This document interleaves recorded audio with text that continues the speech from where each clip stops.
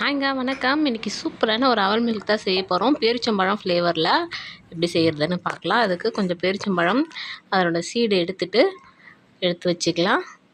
இதை நம்ம மிக்ஸி ஜாரில் போட்டு அரைச்சிக்க போகிறோம். இது நமக்கு எவ்வளோ தேவையோ அந்த அளவுக்கு பழம் எடுத்துக்கலாம். நான் ஒரு 6லேருந்து 7 பழம் எடுத்திருக்கேன். எடுத்துகிட்டு இது போல் சீட்ஸ் எல்லாத்தையும் எடுத்துகிட்டு மிக்ஸி ஜாரில் போட்டு நல்லா நைஸாக அரைச்சிக்கணும்.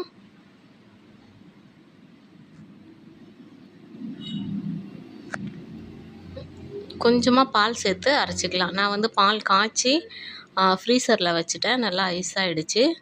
அதிலேருந்து கொஞ்சமாக ஊற்றி அது போல் நைஸாக அரைச்சி எடுத்துக்கிட்டேன். இப்போது எத்தனை பேருக்கு நம்ம எடுக்கிறோமோ அந்தளவுக்கு வாழைப்பழத்தை எடுத்து நல்லா நசுக்கி விட்டுக்கலாம். அந்த பூரி கட்டை இருக்கும்ல, அந்த கட்டையை வச்சு கூட நசுக்கிக்கலாம். இல்லை மத்து இருந்துச்சுன்னா மத்தை வச்சு கூட நசுக்கிக்கலாம். என்கிட்ட இது போல் சின்னதாக மத்து இருந்தது, அதை வச்சு நல்லா நசுக்கிட்டுக்கிறேன். அதிலே ஒரு ஸ்பூன் சர்க்கரையும் சேர்த்து நசுக்கிட்டுக்கலாம். நமக்கு எந்த அளவுக்கு சர்க்கரை தேவைப்படுதோ அந்த அளவுக்கு சேர்த்து நல்லா கலந்து விட்டுடலாம்.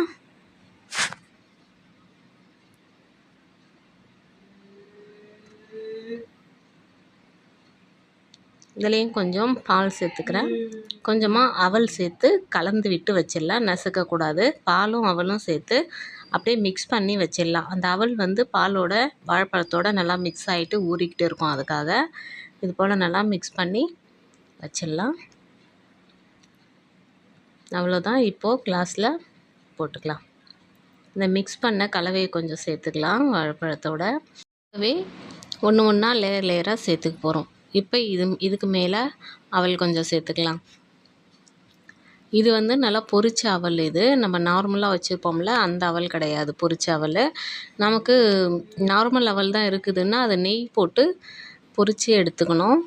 அப்படியே சேர்க்கக்கூடாது. இப்போ நம்ம அரைச்சி வச்சுருக்க பேரிச்சம்பழத்தோட கலவை சேர்த்துக்கலாம். ஒரு ஸ்பூன் சேர்த்துக்கிறேன். இதுக்கு மேலே வேர்க்கடலையே நல்லா வறுத்து தோல் எடுத்துகிட்டு வச்சுருக்கேன், அதையும் கொஞ்சம் சேர்த்துக்கலாம். இப்போ பால் காய்ச்சி வச்சுருக்கோம்ல, அது கூட ஒரு கப் ஐஸ்கிரீம் கலந்து வச்சுருக்கேன், அதையும் சேர்த்துக்கிறேன்.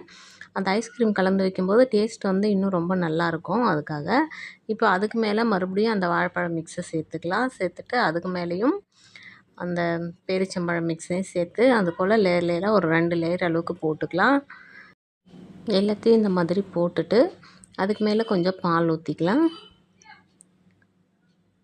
இந்த பால்லேயும் சர்க்கரை ஐஸ்கிரீம்லாம் சேர்த்து கலந்து வச்சுருக்கேன். பால் சேர்த்துட்டு அதுக்கு மேலே ஒரு ஸ்பூன் ஐஸ்கிரீம் வச்சுட்டு மேலே ஃப்ரூட்டி சேர்த்துக்கிறேன். அதுக்கு மேலே நம்ம நட்ஸு எல்லா நட்ஸும் சேர்த்துக்கலாம். பாதாம், பிஸ்தா, முந்திரி எது வேணாலும் சேர்த்துக்கலாம். நான் கொஞ்சமாக பாதாம் இருந்தது, அதை சேர்த்துக்கிறேன். சூப்பரான அவல் மில்க் ரெடி ஆகிடுச்சு. ரொம்ப டேஸ்ட்டாக இருந்தது. நீங்களும் செஞ்சு பாருங்கள். தேங்க்யூ.